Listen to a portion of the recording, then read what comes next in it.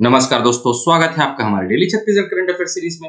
आज हम 14 से 15 नवंबर के करंट अफेयर्स के बारे में चर्चा करेंगे। वीडियो की पीडीएफ प्राप्त करने के लिए आप हमारे टेलीग्राम से जुड़ सकते हैं। साथ ही साथ इसी तरह के करंट अफेयर वीडियो देखने के लिए सब्सक्राइब करें हमारे इस यूट्यूब चैनल को। चलिए, पिछली वीडियो में हमने जो भी पढ़ा था उसका क्विक रिवीजन हम कर लेते हैं।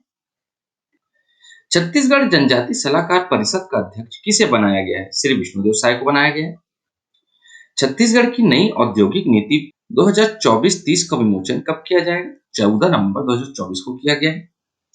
जन भागीदारी से जल संचय में छत्तीसगढ़ पूरे देश में कौन से स्थान पर है? पहले स्थान पर है। छत्तीसगढ़ में खरीफ विपणन वर्ष 2024-25 में समर्थन मूल्य पर धान खरीदी कब से शुरू होगी? 14 नवंबर 2024 से शुरू होगी, 31 जनवरी 2025 तक चलेगी। ठीक है। छत्तीसगढ़ का पहला यूथ हब का उद्घाटन किस जिले में किया गया है? दंतेवाड़ा जिले में किया गया है। हाल ही में किस जिले के ग्राम जयमरगा में आदिम शैल चित्र मिले हैं? जशपुर जिले में मिले हैं। दोस्तों, पिछले वीडियो का क्विज क्वेश्चन है कि छत्तीसगढ़ के जीएसडीपी को अगले 5 वर्षों में कितने लाख करोड़ रुपए तक बढ़ाने का लक्ष्य रखा गया है? तो इसका सही उत्तर है 10 लाख करोड़ रुपए तक बढ़ाने का लक्ष्य जो है वो रखा गया है।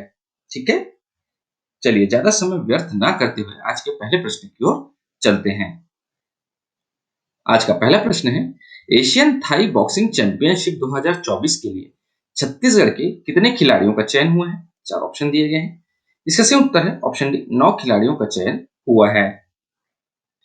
छत्तीसगढ़ थाई बॉक्सिंग एसोसिएशन ने छत्तीसगढ़ के 9 खिलाड़ियों का चयन आगामी एशियन थाई बॉक्सिंग चैंपियनशिप 2024 में भाग लेने के लिए किया है।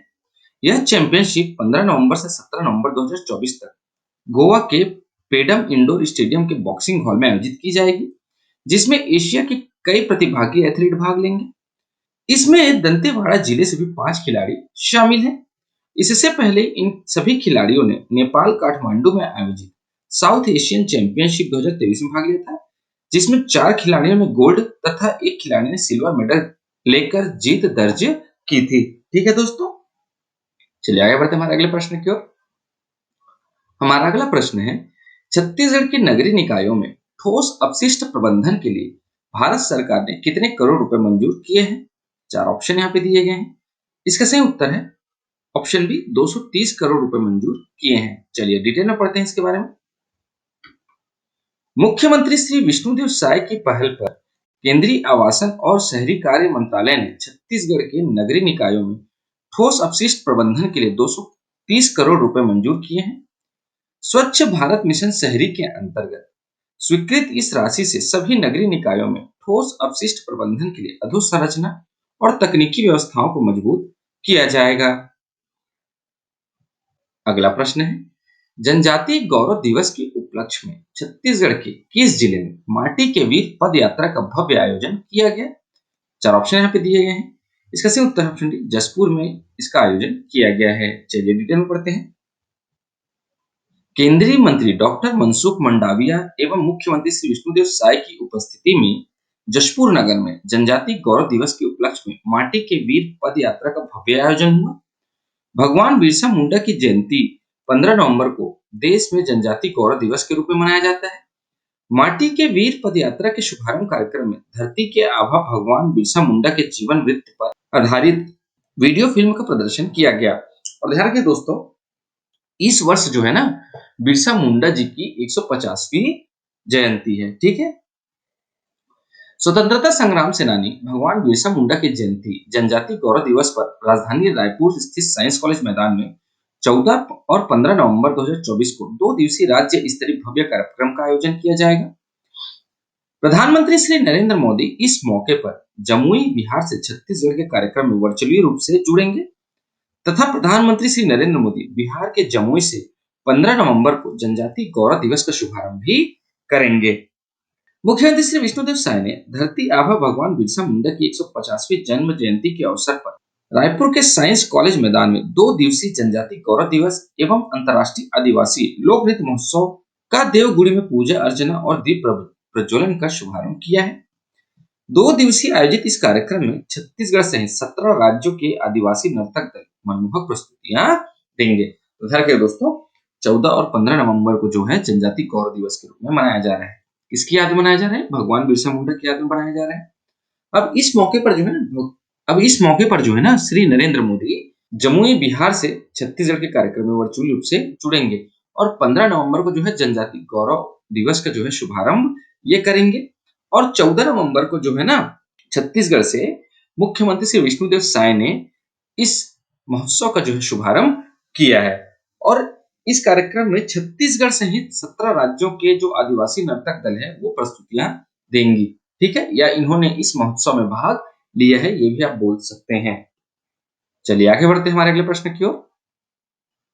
हमारा अगला प्रश्न है, केंद्रीय ग्रामीण विकास मंत्रालय द्वारा वर्ष 2024-25 में आवंटित कुल प्रधानमंत्री आवास का कितने फीसदी हिस्सा छत्तीसगढ़ को मिला है?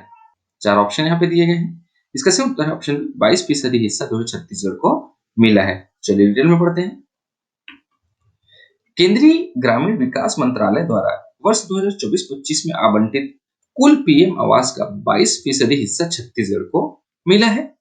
केंद्रीय ग्रामीण विकास मंत्रालय ने 2024-25 के लिए कुल 37,80,000 पीएम आवास की योजना को आकार दिया है, जिसमें 22% हिस्सेदारी छत्तीसगढ़ की सुनिश्चित कर दिया है। एक साल में छत्तीसगढ़ में अब गरीब आदिवासी, गरीब अन्य जाति के लोगों को 8,61,000 आवास मिलेंगे और ध्यान रखिए दोस्तों, पहले चरण में 8,61,000 गरीबों को आशियाना मिल सकेगा, ठीक है। तो एक साल मतलब पहले चरण में जो है 8,61,000 गरीबों को जो है आवास मिलेंगे और वर्ष 2024-25 के लिए कुल 37,80,000 पीएम आवास की योजना को रखा गया है, जिसमें से 22% हिस्सेदारी जो है वो छत्तीसगढ़ की है, ठीक है।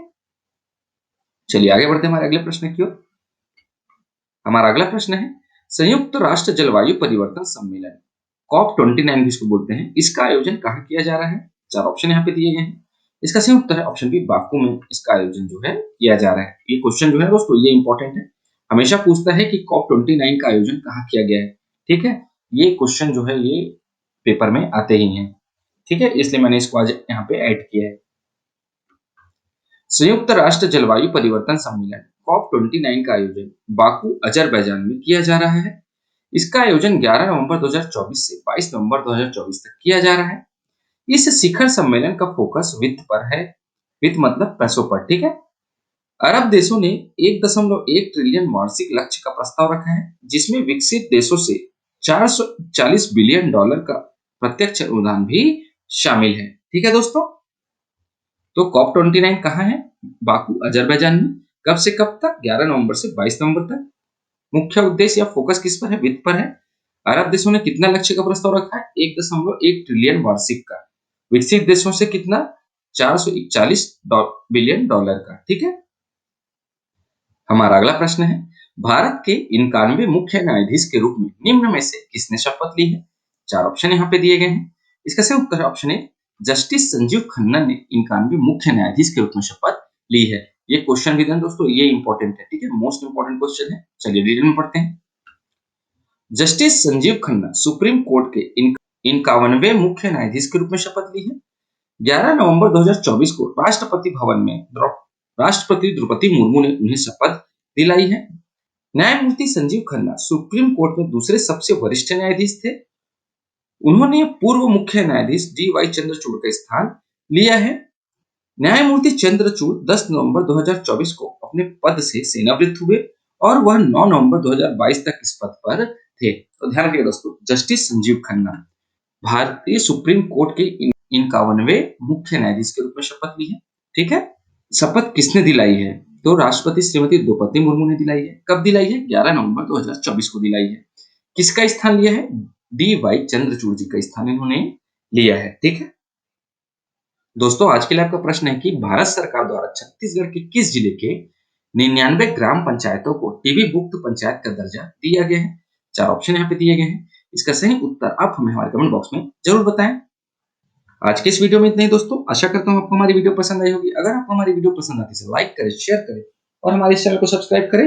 इस वीडियो को देखने के लिए आपका बहुत बहुत शुक्रिया। Thank you very much.